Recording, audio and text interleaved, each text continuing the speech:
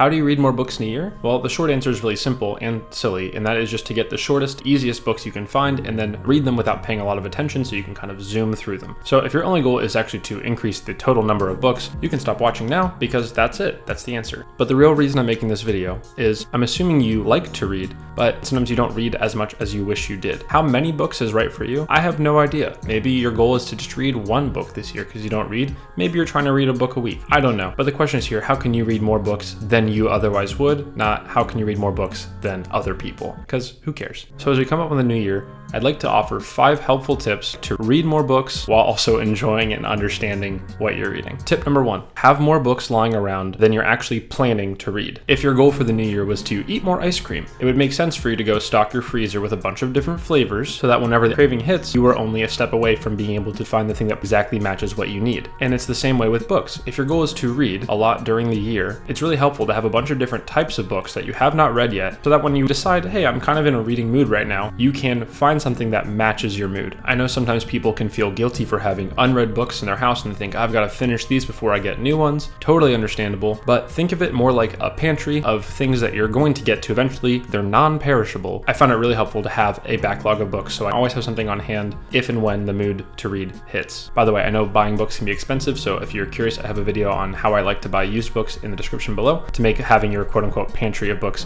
more affordable. Tip number 2 is to read shorter and easier books.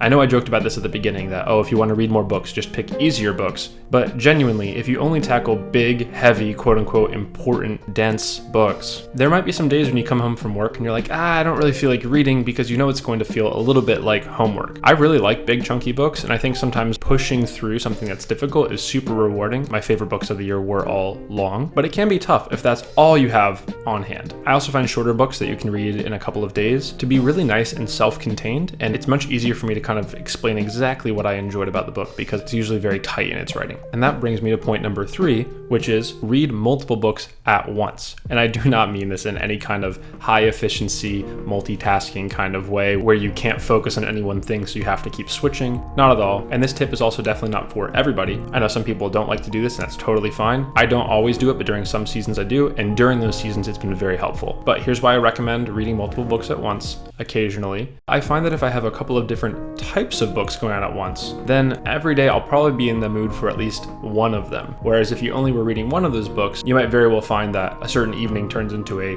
non-reading day, when in reality, it might just be that I don't feel like reading that particular book, and I'm always in the mood for something. Number 4. Give up on books. If you don't like a book for whatever reason, you can stop reading it. That's really okay. If it helps, you can think of it more like a pause. You're not throwing the book in the trash, unless maybe it was really that bad. You can pause it, put a bookmark in it, put it on the bookshelf, and come back to it maybe someday later. Or not. You're just pausing. You don't have to announce that you hated the book. You don't have to mention it to anybody. The author's not going to come and find you. All you're saying is, hey, this book right now is not really what I need. Maybe it's a terrific book, but it's not the right time for you. But truly, if you find yourself not enjoying a book and it's not right for you in that moment, I wouldn't keep going, because if you push forward on a book that's not right for you in the moment, you're going to have 3 negative side effects all at once. So first, it's probably not even going to stick very well because you're probably not going to be paying very much attention, right? If you're not really enjoying it. Second, it's not going to be fun. It's just going to make you like reading less in general. And then third, the time you're spending reading this book you aren't really liking right now is keeping you from reading a book that you might absolutely love.